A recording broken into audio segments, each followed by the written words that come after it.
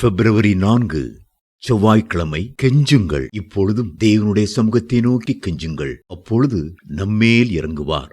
மல்கியா 1:9.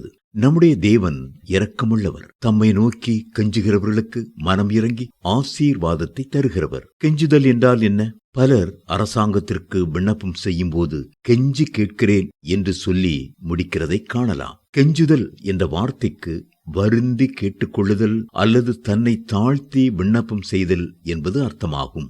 உங்களுடைய குடும்பத்தில் ஒரு திருமணத்திற்காக ஒரு முக்கியமான நபரை அழைக்கப் போகிறீர்கள் என்று வைத்துக் கொள்ளுங்கள். உங்களுடைய திருமண அழைப்பிதழை பார்த்ததும் அவர் பல சாக்கு போக்குகளை சொல்லுகிறார். பழைய பிரச்சனைகளை முன்வைத்து குற்றம் சாட்டி குறை சொல்லுகிறார். அப்பொழுது நீங்கள் என்ன செய்வீர்கள்? ஐயா, அவைகள் ஒன்றையும் மனதில் வைக்காதிருங்கள், தயவு கூர்ந்து திருமணத்திற்கு வாருங்கள் என்று கெஞ்சி வருந்தி அழைப்பீர்கள். தாழ்மையுடன் நடந்து கொள்வீர்கள்.